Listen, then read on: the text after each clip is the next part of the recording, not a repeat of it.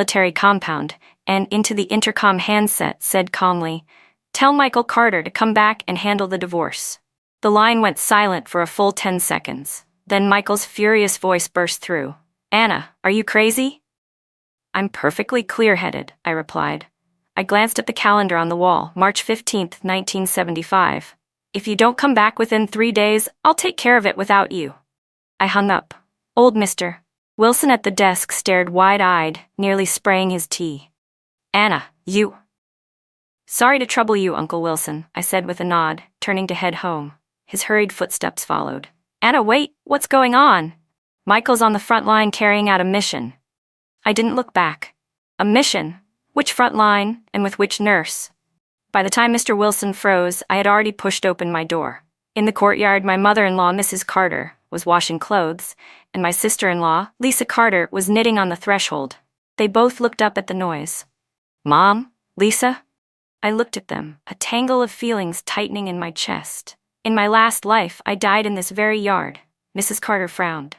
"Anna, what were you shouting in the gatehouse just now? The whole compound heard you." "I called Michael," I said evenly. "Told him to come back and finalize a divorce." Lisa's knitting needle clattered to the ground, and Mrs. Carter's hands stilled in the wash basin. "What did you say?" Mrs. Carter sprang to her feet. "You're divorcing Michael?" "Yes." Lisa jumped up and blocked me. "Anna, you jinx. My brother is bleeding and sweating for the country on the front line, and you're sitting at home thinking about divorce. Do you even have a conscience?" I let out a cold laugh. "Bleeding and sweating for the country? You mean in bed?" "Watch your mouth." Mrs. Carter's face flushed. "Michael is on a classified mission. It's normal that he can't contact home." "Classified mission?" I pulled a photograph from my pocket and flicked it in front of them. "Here's his classified mission." In the picture, Michael had his arm around a young nurse, Emily Shen, and the two of them were kissing in a hospital garden. The timestamp was 3 days ago. Mrs. Carter and Lisa were stunned. "Where did you get that photo?" Mrs. Carter asked, her voice shaking. "Does it matter?" I slid it back into my pocket. "What matters is that I'm getting a divorce." Eyes red, Lisa lunged to snatch the photo. "You're framing him. That picture has to be fake." I stepped aside. "Real or fake, ask Michael when he gets back." Just then, our neighbor Mrs. Johnson poked her head over. "Anna, what's going on?" In no time, several neighbors had gathered. In this era, a military wife asking for a divorce was earth-shaking news, either infidelity or a family feud. "Please, everyone, go on about your business," I told the onlookers, but Mrs. Carter wouldn't let it go. "Anna, you're going to explain yourself today. Michael is a regiment-level officer. You think you can just leave?" "A regiment-level officer?" I almost laughed. In my last life, I was dazzled by that title for 8 whole years. "Mom, being a regiment-level officer doesn't make divorce impossible, and frankly, I doubt he'll hold that seat much longer." Mrs. Carter's face changed. "What do you mean?" I didn't answer. I went inside and started packing. In my last life, I died without ever knowing Michael had a woman outside. Like a fool, I worked myself to the bone for this family for 8 years, and in the end, I was poisoned at the dinner table. The killer was none other than my current mother-in-law, Mrs. Carter. The reason was simple. Michael's mistress, Emily Shen, was pregnant. He wanted to divorce me and marry that nurse. But a divorce would damage his career, so Mrs. Carter came up with a once-and-for-all solution: to have me die in an accident. In my last life, 3 days after my death, Michael Carter and that nurse, Emily Shen, got their marriage license. 6 months later, she brought her child to live in this compound and became the new regimental commander's wife. This time, I will make them pay. I was packing my clothes when Lisa Carter rushed in and grabbed my arm. "Anna, stop it. If my brother gets disciplined because of this, what will we do?" "Disciplined?" I shook off her hand. "You think it'll just be a simple disciplinary action?" Lisa froze. In this era, an officer's misconduct wasn't a small matter. At best, he could be removed from his post. At worst, expelled from the military altogether. I kept packing, but my mind was already working. From my last life memories, I knew Michael would receive a transfer order tomorrow, sending him to an even more remote place. That nurse would follow him there, but this time, I won't let them get their way. "Anna, calm down." Mrs. Carter came in, her tone softer now. "If Michael really has done something wrong, We can handle it behind closed doors. There's no need to make it public. Family? I stopped what I was doing and looked at her. Do you think I'm still part of this family? My question caught her off guard. I stared at her, remembering the afternoon in my last life when she put rat poison in my food bowl. Her expression now was exactly the same as it had been then, hypocritical, cold, with a faint trace of malice. Mom, let me ask you something. I fixed my gaze on her eyes. If one day you had to choose between me and that nurse, who would you choose? Mrs. Carter's face darkened instantly. What's that supposed to mean? Nothing. I just want to know the answer. She stayed silent for a long time before forcing out, You are Michael's lawfully wedded wife. Am I? I laughed. Then why did you poison me in my last life?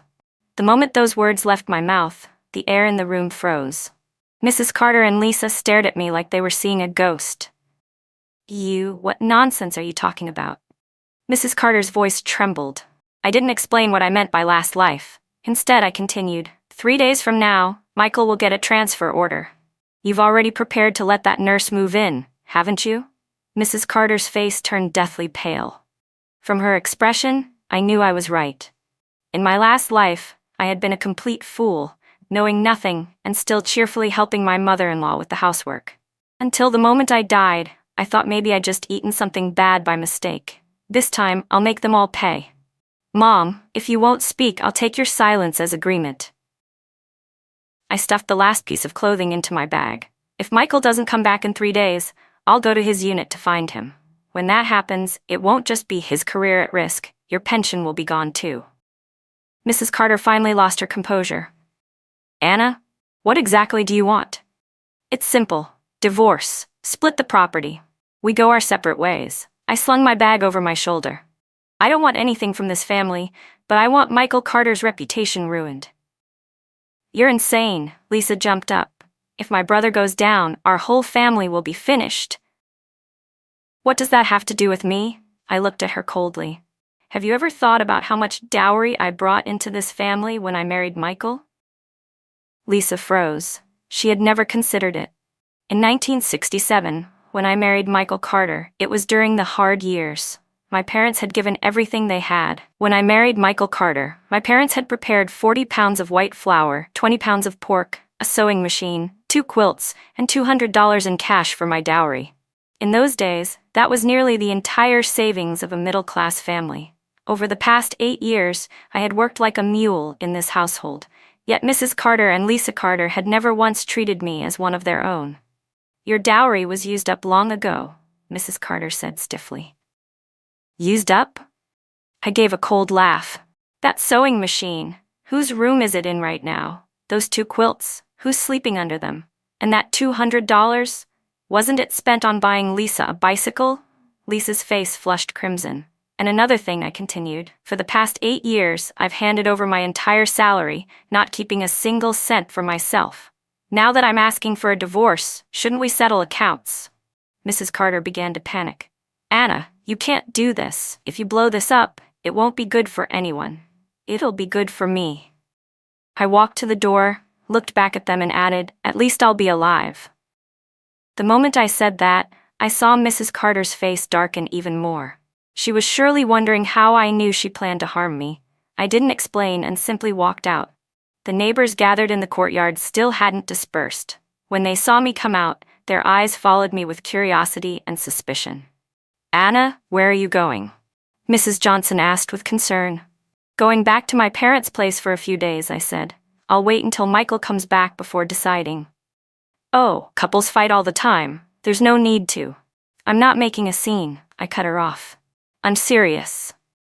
Without another glance, I walked out of the military compound.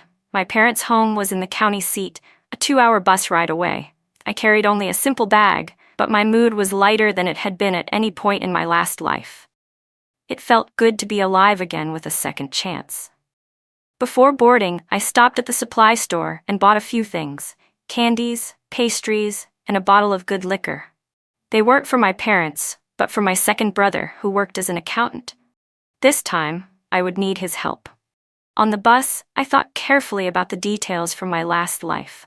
When exactly had Michael and that nurse, Emily Shen, started? About half a year ago. Emily was 5 years younger than me and prettier, I'll admit, but that didn't matter. What mattered was that I knew Michael had a fatal weakness. In 1973, while procuring military supplies, he had secretly siphoned off a batch of canned goods and cloth, selling them to black market traders. The only person who knew about it was his adjutant, but that man had died in an accident last year. In my last life, I learned about it only by accident, when Michael was drunk and muttered it to himself. At the time, I thought he was just talking nonsense and didn't take it seriously. This time, I'm going to expose him. When the bus reached the county, I went straight to my second brother's workplace. Anna, what brings you here? Lee Jameson looked surprised. Weren't you living comfortably in the military compound? I set the gifts I'd brought on his desk. Second brother, I need a favor. He glanced around, lowered his voice. What kind of favor? Help me investigate someone's background. I gave him Emily Shen's name and the hospital where she worked. And help me get in touch with the Provincial Disciplinary Inspection Department. Lee's expression changed. Anna, what are you planning to do? Just tell me if you can help, I said. He hesitated for a moment before nodding. I can, but you'll have to tell me why. I took a deep breath and gave him a brief account of Michael's affair, carefully leaving out anything about my rebirth or the poisoning. That bastard! Lee slammed his palm on the desk and stood up. I'd always suspected he wasn't a good man. Second brother, keep your voice down, I reminded him. No, I have to tell Mom and Dad. Lee Jameson turned to leave. Don't, I grabbed his arm. First, gather all the evidence, then we'll talk. He looked at me, his expression complicated. Anna, you've changed. Yes, I said without hesitation. I've changed. In my last life, I was weak and easy to bully. In this one, I'm going to make everyone who hurt me pay the price. Can you help me, second brother? Lee nodded firmly. I can. A man like that deserves to be utterly ruined. After leaving my brother's office, I went to the post office. I needed to write to a few key people. The first was Michael Carter's superior, Division Commander William King. The second was the military district's disciplinary inspection department. The third was the director of the hospital where Emily Shen worked. In my last life, I'd been an ignorant housewife. In this life, I was going to show everyone what it meant for a woman to rise up and strike back. Once the letters were done, I went to a photography studio. Can you make copies of a photograph? I handed over the photo of Michael's affair. Sure, how many? The photographer asked. 20. He paused. That many? Yes, 20. I pulled out the cash. When can I pick them up? Tomorrow afternoon. With that handled, I finally returned to my parents' home. They were happy to see me, but when I told them I wanted a divorce, both were stunned. Anna, what happened? My mother's eyes filled with tears. Michael is a good man. How could you be talking about divorce? I told them about Michael's affair. My parents' expressions turned grim. That ungrateful bastard, my father stomped his foot. How could I have misjudged him so badly? Mother wiped her eyes. Anna, you've suffered. Have they made things hard for you all these years? Made things hard? They nearly took my life. Of course, I couldn't tell her the truth, so I only shook my head. Mom, don't cry. Divorce will be a relief for me. But what will you do after a divorce? She asked worriedly. Mom, I'm still young. I have a long road ahead, I said, holding her hand. And I have my own 2 hands and feet. I won't starve. Though distressed, my parents knew I'd been wronged and ultimately agreed to support my decision. That night, I lay in the same bed I'd slept in as a child, staring at the familiar ceiling, my emotions churning. In my last life, after my death, my parents had cried themselves sick, but Michael hadn't even allowed them to attend my funeral, claiming it was a military secret. In this life, I was determined to honor them properly and ensure they enjoyed their later years in peace. Early the next morning, my second brother called. Anna, I found something, Lee said in a low voice. That Emily Shen isn't simple. A knot tightened in my chest. What do you mean? She's 3 months pregnant, and before this, she had a relationship with another military officer from the hospital. Just as I thought. In my last life, after my death, Michael married Emily, but when her child was born, the baby didn't look anything like him. I'd suspected then that the child wasn't his. Now I had confirmation. Anything else? I asked. Yes, I had someone check her records. There's an issue with her background. Her father was a landlord before the liberation, and that fact was hidden in her file. This was even more important. In this era, political background was an even more serious issue than personal conduct. A woman from a landlord family marrying a regiment-level officer? Impossible. You did well, second brother, I said. Please organize all this information for me. I'll need it. It's already done, he said. Anna, are you really going to make this public? Of course, I said without hesitation. Trust me, Michael Carter doesn't deserve anyone's sympathy. After hanging up, I went straight to the post office and sent out several urgent telegrams. One telegram went to Mayor William King, one to the military district's disciplinary inspection department, and another to the political commissar of Michael Carter's regiment. The message was simple. Regimental Commander Michael Carter is committing adultery with a nurse of landlord class origin. The woman is 3 months pregnant. Photographic evidence available. Please investigate immediately. After sending the telegrams, I went to the photography studio to pick up the 20 photos. How did the prints turn out, sir? I asked. They're very clear, the photographer replied, but hesitated before adding, It's just, Miss, is this your fiancé? Maybe you should consider handling it privately. Making this public will be bad for everyone. I smiled faintly. He's not my fiancé, he's my husband, and soon he won't be. The photographer froze, clearly not expecting me to be so calm. Taking the photos, I went to several important county offices, the county committee, the county government, and the county armed forces department, leaving a photo and supporting documents at each one. Only after finishing all that did I return to my parents' home to wait for news. At 3 p.m. the phone rang. Anna, where are you? Michael's voice was a roar over the line. Are you out of your damn mind? I'm at my parents' house, I replied evenly. So, you're back? I was urgently called back. His words were almost incoherent with rage. Do you even know what you've done? I know, I said. I'm defending my rights. So when are you planning to handle the divorce papers? Divorce? In your dreams, he spat. If you dare blow this up any further, I'll make sure you regret it for the rest of your life. Oh? And how exactly would you make me regret it? By putting poison in my food like your mother did. There was a few seconds of silence on the other end before Michael's shocked voice came back. What did you say? Nothing, just speaking casually, I said lightly. By the way, what did you think of those photos? The composition's not bad, right? How did you even take those? That's not important. What's important is that now your division commander knows, the entire military district knows, and I wonder, do you know the truth about Emily Shen's background? Michael was silent again. Her father was a landlord. Did you know that? I continued. And the child in her belly, is it really yours? Bullshit. Michael shouted.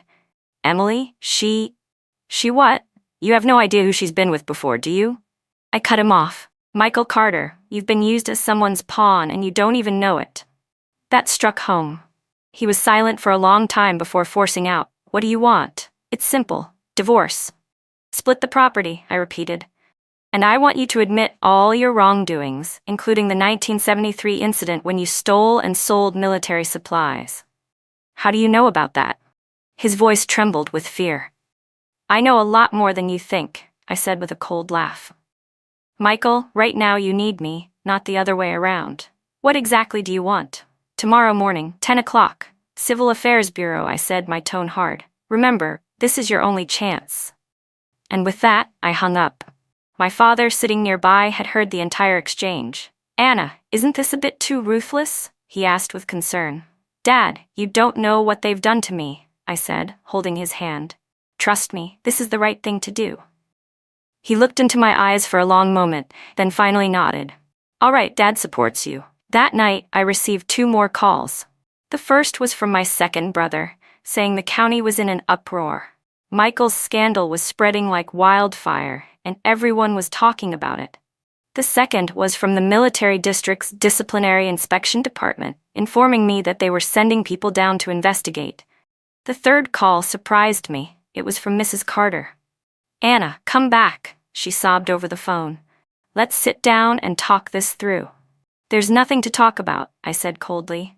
You've already made your choice, haven't you? What choice? I don't understand. You don't? I gave a mirthless laugh. Then let me ask you, If you were given another chance, would you still put poison in my food? I heard her gasp sharply. You're talking nonsense. You know exactly what I mean, I said. But this time I'm not giving you the chance.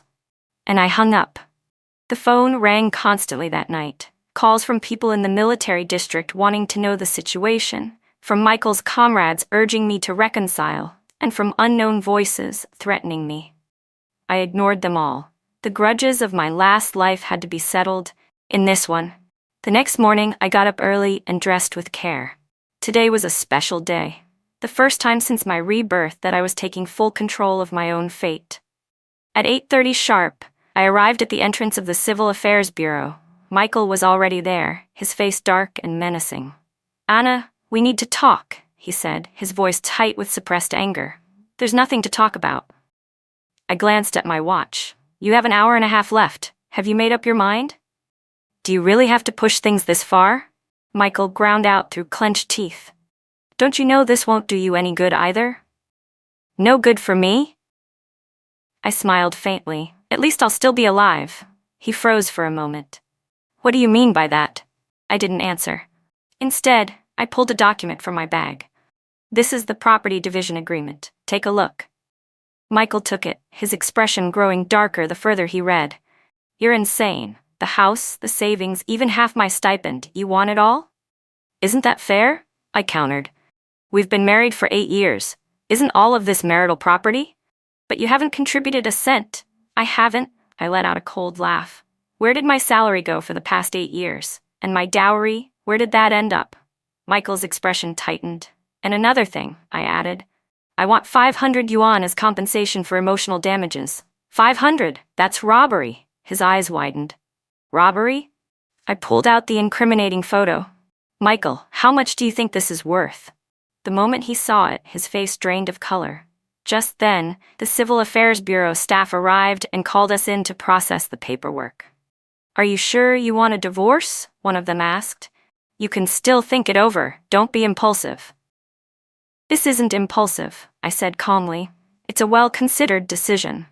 I handed over our marriage certificate, household registration, and the property division agreement. The staff member looked them over, then glanced at Michael. Do you agree to this division? He stayed silent for a long time before finally nodding. When he signed, his hand trembled. Anna, you'll regret this, he said through gritted teeth. No, I won't. I signed my name on the divorce certificate. But you'd better take care of yourself. When we stepped outside, I felt lighter all over, as if I had finally broken free from 8 years of chains. Anna, Michael's voice came from behind me. You think you've won? I turned to look at him.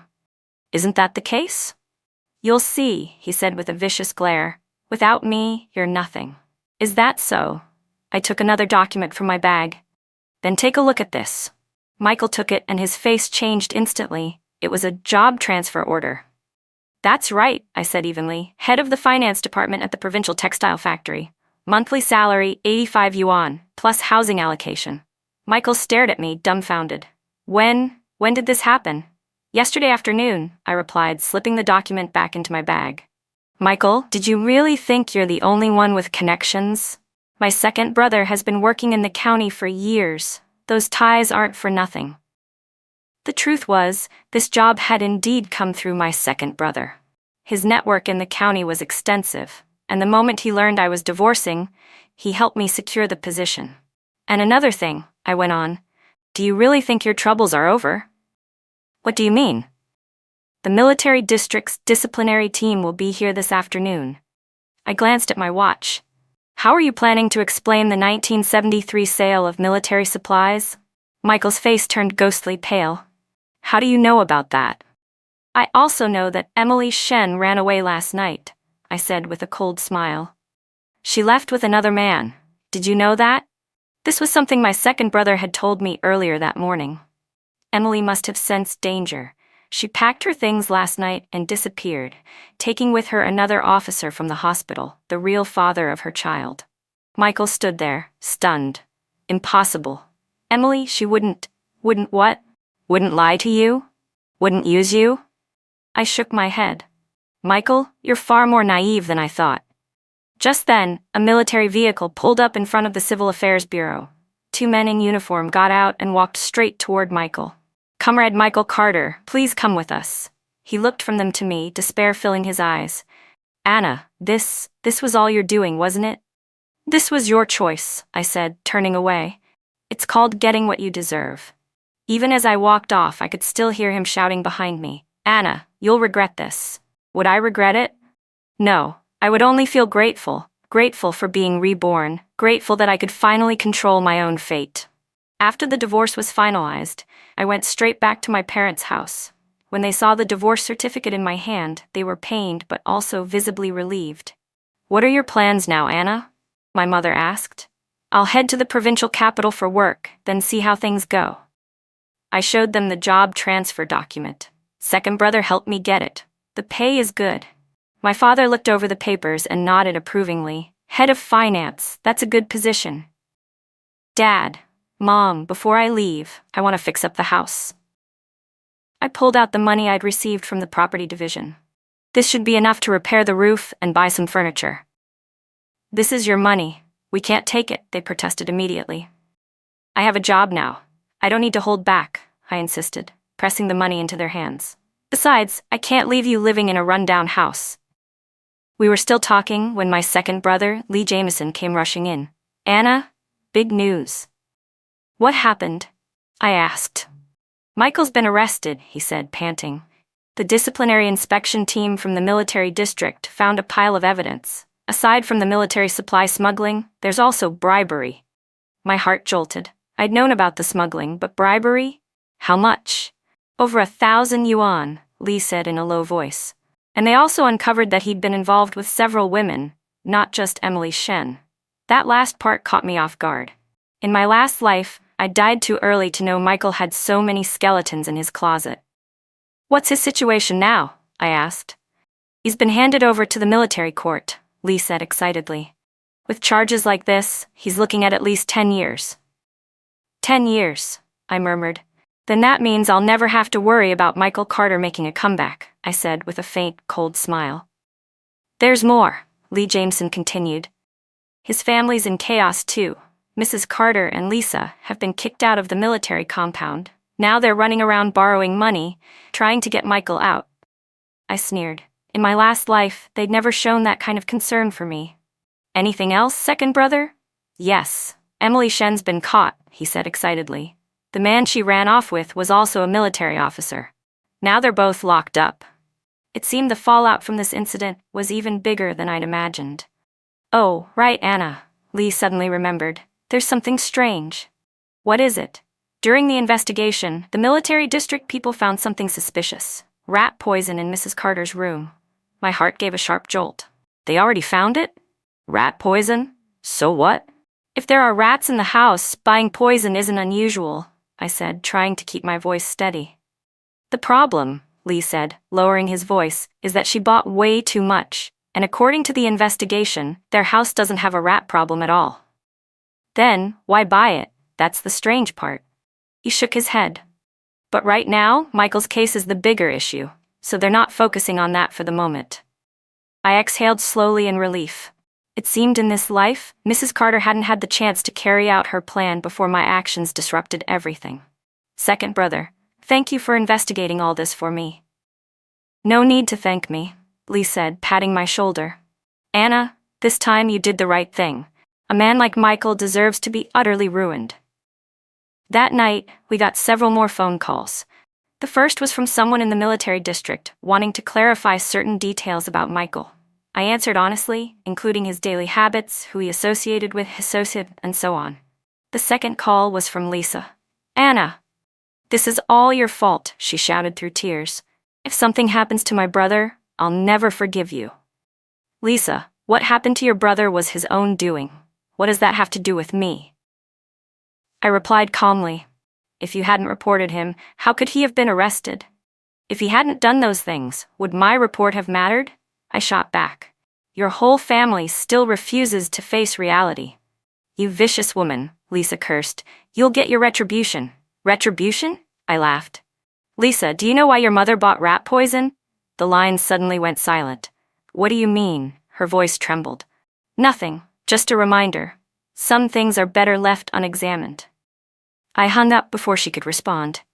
The third call was the most unexpected. It was from Division Commander William King himself. "Comrade Anna," came his stern voice over the line. "Good evening, Commander," I said quickly, standing up instinctively. "Regarding Michael Carter," he said, "you did the right thing. Our army will not tolerate such scum. Thank you for understanding, Commander. If you have any difficulties, speak up," he said, his tone softening. "Michael's situation shouldn't affect your life." "Commander, I've already found a new job. I don't have any difficulties at the moment." "Good, but if you do, contact us anytime." He paused. "By the way, I wanted to ask, how much do you know about Michael's family, especially his mother?" My heart skipped a beat. "Commander, are you referring to—" "During our investigation, we found something suspicious," King said. "If you know anything, I hope you'll cooperate." I hesitated, then decided to reveal part of the truth. "Commander, Mrs. Carter, how should I put it? She's the type of person who will do anything for her son." "Can you be more specific?" "She once told me that if I ever divorced Michael, she'd make sure I died in an accident. At the time, I thought she was joking, but now—" The other end of the line went silent for a long while. "Comrade Anna, this matter is very important," Commander William King said. "Tomorrow, someone will come to speak with you in detail." "Yes, Commander," I replied. After hanging up, my feelings were mixed. In this life, I wasn't just going to take revenge for myself. I was going to stop Mrs. Carter from harming anyone else. In my last life, after my death, she surely continued her malicious ways. This time, I would make sure she paid the price. The next morning, 2 members of the military district's disciplinary inspection team arrived as promised. They questioned me in detail about my time living with the Carter family, focusing especially on Mrs. Carter's behavior. I told them everything I could, including the threats she had made to me. "Comrade Anna," one investigator asked, "why didn't you report this before?" "Because I had no proof," I said, pausing for a moment. "And I thought she was just speaking out of anger." "Then why do you now believe she might actually follow through?" "Because I discovered she really bought rat poison," I answered. "And from my observation, her hatred toward me was growing stronger over time." The 2 investigators exchanged a glance, then continued. "Why do you think she hated you?"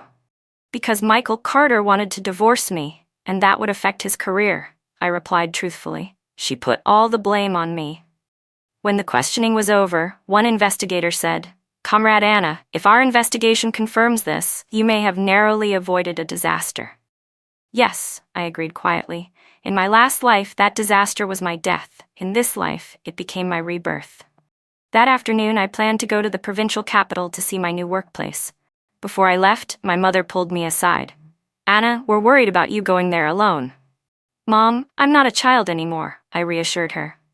"And the conditions in the city are much better than here. I'll take good care of myself." My father came over as well. "Anna, do you have enough money? If not, we still have some." Looking at their concerned faces warmed my heart.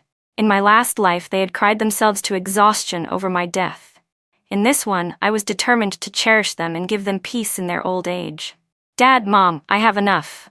Please take care of your health. I'll come back to visit often." I boarded the bus to the provincial capital, my heart filled with mixed emotions. This was the first truly independent chapter of my life since my rebirth. No mother-in-law's cold eyes, no husband's indifference, no sister-in-law's petty malice. Everything was a new beginning. When the bus stopped at the provincial station, I carried my simple luggage toward my new life. The textile factory dormitory was in good condition, a single room with its own bathroom. Compared to life in the military compound, it felt like paradise. The next day, I officially started work. The position of head of the finance department was more complex than I'd imagined, but it was also more challenging. I quickly adapted to my new environment, and my colleagues were friendly. "Anna, where did you work before?" asked Old Wang from the finance office. "I was a military dependent in the compound," I answered simply. "Then what made you decide to work?" "I got divorced, so I have to support myself," I said without hiding it. Old Wang was momentarily surprised, then patted my shoulder. "Good women should be independent and strong." A week into my job, I received a call from my second brother. Anna, Mrs. Carter's been arrested too, Lee Jameson said excitedly. What? My heart tightened. For what reason? Suspected attempted murder, he said in a lowered voice. The military district searched her room and found a detailed plan. She intended to poison your food and make it look like an accident. I sucked in a sharp breath. I never expected Mrs. Carter to have actually written down her plan. What did it say? I asked. It was very detailed, Lee Jameson told me, including exactly how she would poison you, how she'd handle the scene, and even how she'd deal with the investigation afterward. This woman's mind is vicious. What's happening to her now? She's locked up. Even though she didn't carry it out, attempted murder is more than enough to ruin her. I let out a long breath. In this life, Mrs. Carter was finally going to pay for her crimes. What about Lisa? Lee chuckled. She's busy running around borrowing money, trying to find a lawyer for her mother and brother, but with the evidence stacked against them, it's pointless. After hanging up, my feelings were complicated. In my last life, my enemies had walked free. Now, Michael Carter was sentenced, Mrs. Carter was arrested, and even Emily Shen had ended up in prison. This was karma at work. Half a month later, I received an unexpected letter from Lisa. Anna, I know you ruined our whole family. But I'm telling you now, I won't let you get away with it. I've already found your address in the provincial capital. Just wait. After reading it, I let out a cold laugh. Lisa was still as naive as ever if she thought empty threats could scare me. I handed the letter to the factory's security department and called my second brother, asking him to keep an eye on her movements. In this life, I would give no one a chance to hurt me again. Her threats didn't frighten me, they only made me more alert. After a month in the provincial capital, my life gradually settled into a steady rhythm. The work in the finance department was busy, but I enjoyed it. Dealing with numbers every day was far better than living under the Carters' constant disapproval. One afternoon, the head of factory security, old Zhang, came to me with a serious expression. Anna, there's something you should know. Last night, someone was wandering around under your dorm building, acting suspicious. My heart tightened. What kind of person? A young woman in her 20s, dressed plainly, old Zhang said. The gate guard, old Liu, went to ask her who she was looking for, but she couldn't give a clear answer. It sounded a lot like Lisa. Old Zhang, please increase patrols around the dormitory, I said, handing him Lisa's threatening letter. I'm worried she might do something reckless. After reading it, his face grew even more serious. People like this are the most troublesome. You need to be careful. I'll have my men keep a close watch. That night, I didn't go back to the dorm. Instead, I stayed late at the office. Sure enough, the next day old John told me, last night someone was hanging around the dorm again. She didn't leave until late.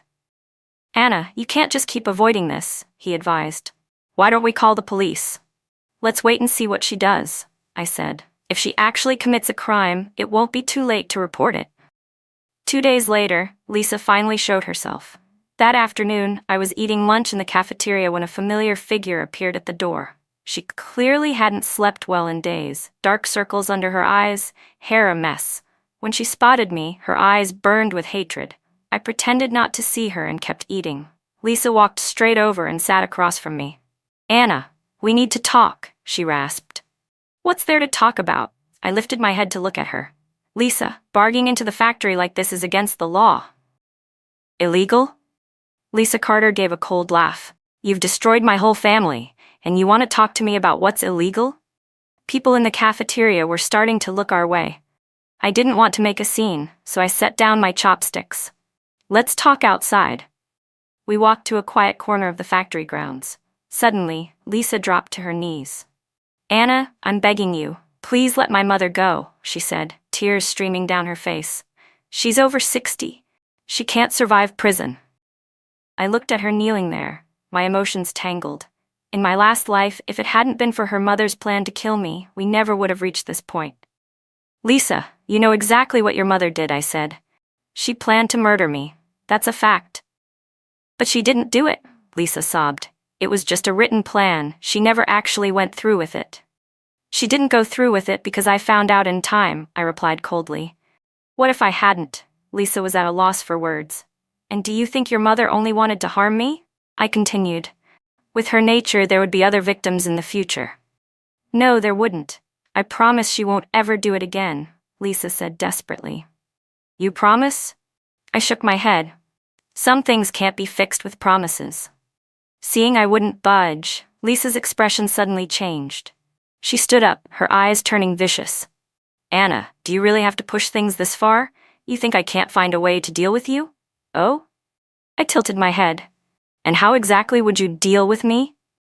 I've already looked into everything about your life here, she said with a smirk. I'll make sure everyone knows what kind of person you really are. Is that so? Then tell me, what kind of person am I? Lisa sneered. A selfish woman who abandoned her husband and child, a malicious woman who would do anything to get rich. Abandon my husband and child? I laughed. Lisa, are you forgetting something? Your brother cheated first, not me. So what? Couples fight all the time. Couldn't you have just forgiven him? Forgive him? My voice rose. Your idea of forgiveness is me accepting him having a child with another woman?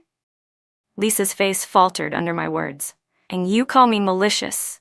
Was I the one who made your brother embezzle and take bribes? Was I the one who made your mother plan a murder? If I hadn't reported them, would my report have done anything if they were innocent? I cut her off before she could answer. Lisa, you're still making excuses for them. Do you really think it's worth it? She stood silent for a long time, then said with venom, Anna, we're not done. She turned and stalked away. Watching her back, I felt a flicker of unease. Lisa was the type who could do anything. And sure enough, the next day, I noticed something was wrong. People in the factory started whispering when I passed, their voices dropping when I came near. What's going on? I asked my coworker, Old Wang. He hesitated before saying, Anna, yesterday someone came asking about you. What kind of person? A young woman, said she was your sister-in-law. She told everyone a lot of bad things about you, claimed you destroyed her whole family just to get rich. So it was Lisa after all. Do you believe what she said? I asked. Old Wang shook his head. Of course not. We've all seen how you've worked this past month. A person with bad character wouldn't work this hard and responsibly. Thank you for trusting me. Even so, Old Wang advised, you'd better clear things up. Rumors have a way of spreading, and that's never good. I nodded. It seemed it was time to take the initiative. That afternoon, I went to see the factory director and laid out the entire story from beginning to end. After hearing me out, the factory director's expression turned serious. Anna, you did the right thing. Our factory will never tolerate threats or slander like this. Director, I just don't want this to affect my work, I said. It won't, he assured me firmly. I'll address this at the next all-hands meeting. Anyone caught spreading rumors will be fired immediately. With his support, I felt much more at ease. But Lisa's revenge wasn't over yet. The next day, an even bigger problem arrived. I was working in the office when the gate guard called. Chief Anna, someone's here to see you. Who? An older woman, says she's your mother-in-law. My heart skipped a beat. My so-called mother-in-law was supposed to be in custody. How could she be here? Have her wait in the guard room. I'll come right down. When I got there, I was surprised to see it wasn't her. It was Michael Carter's aunt. Anna, dear auntie came to see you, she said with a false smile. What brings you here? I asked cautiously. I'm here for Michael and his mother, Aunt Carter sighed. We're family. There's no need for such deep grudges. Aunt Carter, Michael and I are divorced. We're not family anymore. Even after a divorce, you're still family, she insisted, pressing on. Anna, can't you write a letter of leniency? Michael's young and foolish. He made mistakes, but nothing worth dying for. So that was it. She was here to plead on their behalf. Aunt Carter, I can't help you with that, I said bluntly. What Michael did wasn't a small mistake. It was serious, criminal misconduct. But you were husband and wife once. Exactly, I interrupted. And because we were husband and wife, I know his character all too well. I advise you not to waste your time running around for him. It's useless. Seeing my firm stance, her expression hardened. Anna, aren't you afraid of retribution for being so heartless? Retribution? I gave a cold laugh. Who do you think truly deserves it? You're the one being ruthless and unfeeling. Ruthless and unfeeling? My voice rose. When Michael cheated, why didn't you say he was being ruthless? When his mother tried to poison me, why didn't you call her ruthless? My words left her momentarily speechless. Aunt Carter, you should just go back, I said, turning away. There's no room for negotiation. Anna, she called after me. You'll regret this. Our family won't let you go. I didn't even look back as I walked away. But back in the office, a heaviness settled over me. Clearly, the Carters hadn't given up. They were still looking for ways to get back at me. Then the phone rang. Anna, bad news. My second brother's voice came through. Lisa's gone to our parents' place. My chest tightened.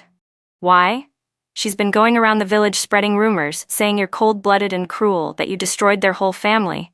Now a lot of people are talking about it, he said urgently. How are Mom and Dad? They're furious, but there's nothing they can do.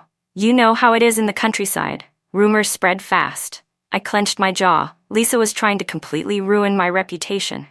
Can you? I'm already working on it, my brother cut in.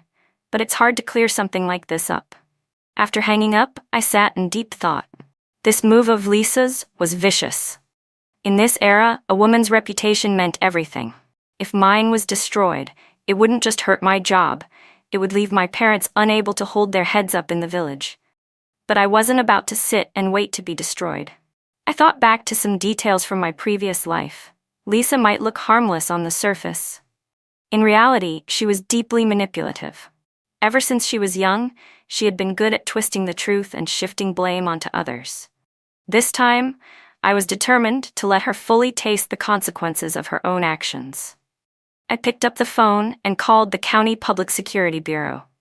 Hello, I want to report someone for maliciously spreading rumors and slandering another person's reputation.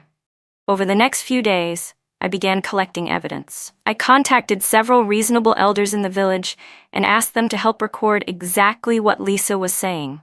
At the same time, I prepared every piece of material I had that proved Michael Carter and his mother's crimes.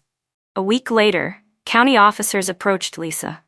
Lisa, someone has reported you for malicious rumor spreading and defamation. Please come with us, they said.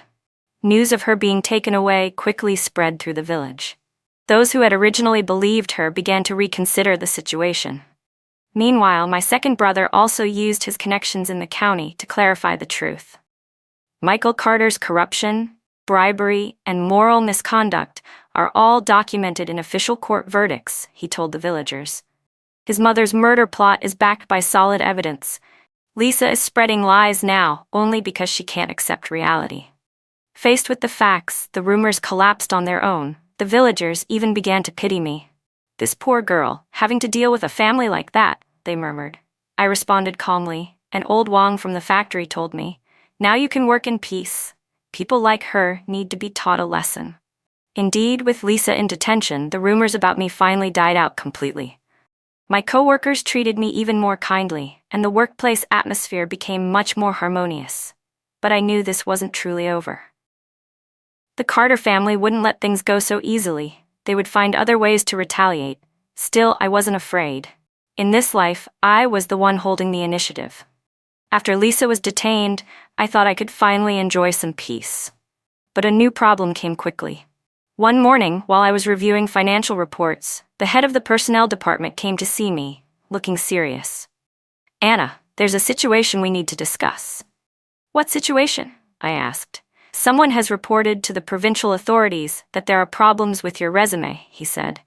The higher-ups have asked us to re-examine your personnel file. A chill went through me. This had to be the Carter family's doing again. What exactly did they report? They claim you hid important information, like your ex-husband's criminal record, and that it could affect your qualifications, he replied. I think the report is ridiculous, but the process still has to be followed. I understand, I nodded. What do you need from me? Prepare a detailed personal statement including the reason for your divorce and the extent of your knowledge about your ex-husband's crimes. I agreed. That evening, I was in my dorm room preparing the materials when I heard a knock on the door. Who is it? I asked. Delivery, came the reply. I peeked through the peephole. It was a young man in a postal uniform. I opened the door, and he handed me a package. Delivery for Anna Carter, he said. I took the package, and he turned and left immediately. It was very light, with no sender information. My instincts told me something was off, I didn't open it right away, but instead called the security office. "Old Jang, I've received a suspicious package. Can you come take a look?" 10 minutes later, Old Jang arrived with 2 other men. "Open it carefully," he said. I gently tore open the wrapping. Inside was a small box. When I lifted the lid, I found a photograph and a letter. The photo was of my parents standing in front of their house, but both their faces had been crossed out in red ink. The letter was even more vicious. "Anna Carter, do you think you're safe just because you're hiding in the provincial capital? We can find your family anytime, if you know what's good for you. Immediately withdraw your accusations against us, or bear the consequences." Old Jang's face turned grim after reading the letter. "This is blatant intimidation. We must call the police right away." I nodded. This was no longer just an ordinary dispute, it was now a criminal matter. That very evening, I went to the local police station to file a report. "Comrade Anna, this threat is very serious," the officer said. "We'll start investigating immediately, and we also recommend you inform your family to stay alert." I called my second brother right away and told him to arrange protection for our parents. "Don't worry, I've already taken care of it," David said. I also reported it to the local police, so they can increase patrols. The next day brought another development. The head of the personnel department told me, "The anonymous report against you has more content now. Aside from what they already wrote, they're now claiming you had misconduct issues while living in the military compound." He frowned. "This is getting more and more ridiculous." "Misconduct issues?" I scoffed. "What exactly are they accusing me of?" "They say you had improper relationships with multiple men," he said, clearly not believing it himself. "It's obvious slander." "It absolutely is," I replied. "While I was in the compound, I almost never had private interactions with men. Many people can vouch for that." "I know," he said. "That's why I'm not taking the report seriously. But the higher-ups still want it formally investigated." Over the next few days, I fully cooperated with the factory's investigation. The results came back quickly. Every single claim was malicious defamation without any factual basis. At the same time, the police made progress in their own inquiry. They caught the delivery man who had brought the threatening package. During interrogation, he confessed that he had been hired by one of Michael Carter's former Army comrades. That comrade had also been implicated in Michael's crimes and was reassigned from his position. Harboring resentment toward me, he agreed to carry out the Carter family's request to threaten me. People like that are absolute scum, abusing their position to do this kind of thing, Old Jang said angrily after hearing the news. With the truth revealed, the matter finally came to a close. The former comrade was stripped of his military status, and the Carter family's last attempt at retaliation had failed. But I knew that as long as Michael Carter was alive, and as long as Lisa was still free, they would never give up. I had to find a way to end this for good. A month later, the opportunity came. I received a call from the military district's disciplinary committee. While reviewing Michael's case, they had discovered more issues. "Comrade Anna," the investigator said over the phone, "we need you to provide information on whether Michael Carter committed any other illegal acts." "Like what?" I asked. "For example, any other instances of embezzlement or bribery during his service, or involvement in any illegal activities?" I thought for a moment, then decided to reveal more of the truth. "Officer, I remember something. In 1974, Michael Carter conspired with several others to resell military vehicles for profit." The investigator was clearly shocked. "Can you give us more details?" I recounted fragments I had overheard in my previous life. The information wasn't complete, but it was enough to give the investigation a direction. "This is very important," the investigator said. "If it's confirmed, Michael's charges will become even more serious." Sure enough, a month later, Michael's sentence was extended, from 10 years to 15. When the news broke, the Carter family was completely in despair. When Lisa heard the news from the detention center, her mental state nearly collapsed, and Michael's mother, under overwhelming psychological pressure, fell gravely ill in the detention facility. This lifetime's long and bloody feud was finally nearing its end. By the spring of 1976, my life in the provincial capital had fully settled into place. My work was going well, My relationships with colleagues were harmonious, and my income was much higher than when I lived in the military compound. More importantly, I could finally live according to my own wishes. That afternoon, while I was in the office handling financial reports, I received an unexpected phone call. "Is this Comrade Anna?" a voice asked. "I'm a doctor from the provincial first hospital." "Yes, this is she. What's the matter?" "There's an elderly woman named Mrs. Carter," the doctor said. "She's seriously ill at the detention center and is now being treated in our hospital. She says she wants to see you." I was silent for a long time. Mrs. Carter wanted to see me? "Doctor, how is she now?" "Not good. She probably won't hold on much longer," he said truthfully. "She's been repeating your name over and over." I hesitated, but in the end I agreed. "I'll come by this afternoon." After work, I went to the hospital. Mrs. Carter lay in the bed, her body so thin she was little more than skin and bones. When she saw me enter, she struggled to open her eyes. "Anna, you came," she whispered. Her voice so faint it was almost inaudible. "Yes." I sat down beside the bed. "Anna, I know I wronged you," she said weakly. "But Michael is my only son." I said nothing, only listened quietly. I know I made mistakes. Tears slid from the corners of her eyes, but I couldn't just watch him ruin himself. "So you decided to ruin me instead?" I finally spoke. She was silent for a long time before nodding. "Yes, I was wrong." "Do you know," I looked straight at her, "in my previous life, you really did have me killed?" She froze. "What? Previous life?" I didn't explain what reincarnation was. Instead, I said, "If this time I hadn't discovered your plan, I would have really died." I only wanted to scare you." Mrs. Carter tried to defend herself. "Scare me?" I gave a cold laugh. "Those rat poisons were meant to scare me? That detailed murder plan was just to scare me?"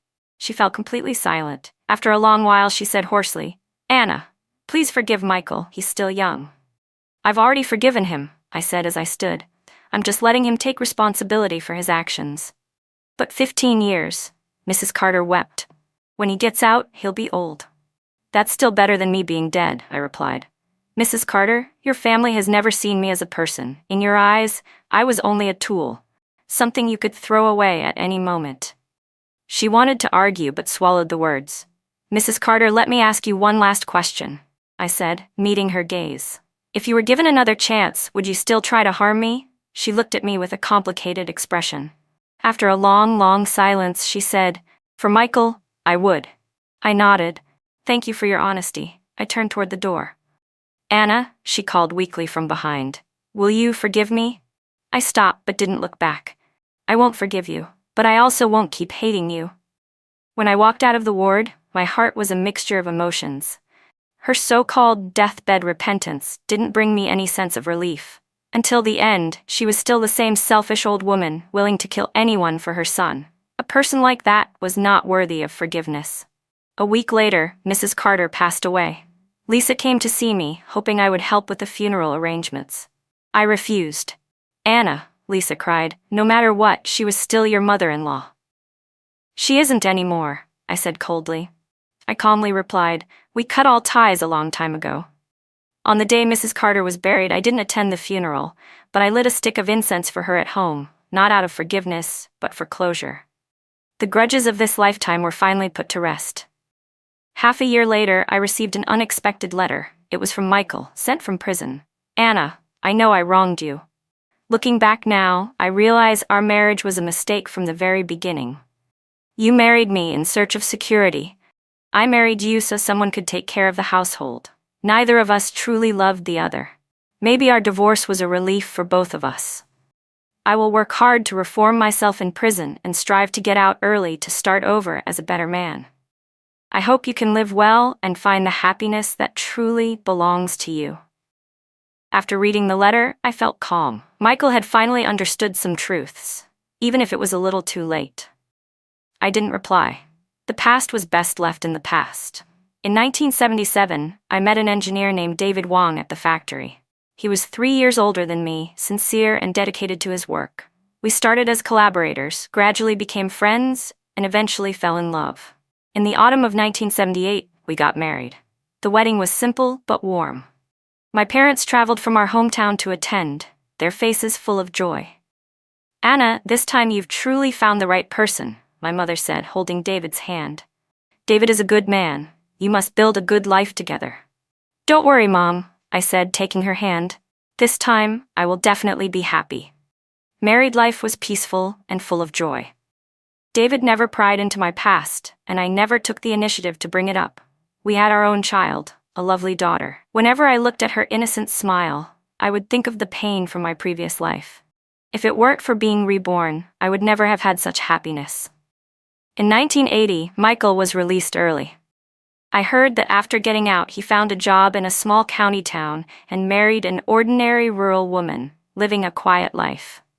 Lisa also got married to an honest worker, and I heard she had become much more subdued, no longer arrogant and overbearing like before. These were bits of news my second brother happened to hear and tell me. I only nodded lightly when I heard them. The people and events of the past no longer had anything to do with me. Now, I had a loving husband, a beautiful daughter, caring parents, a stable job, and a bright future. That was enough. Life had given me a second chance, and I was determined to cherish it. Everyone who once hurt me had received their due retribution, and I had finally found the happiness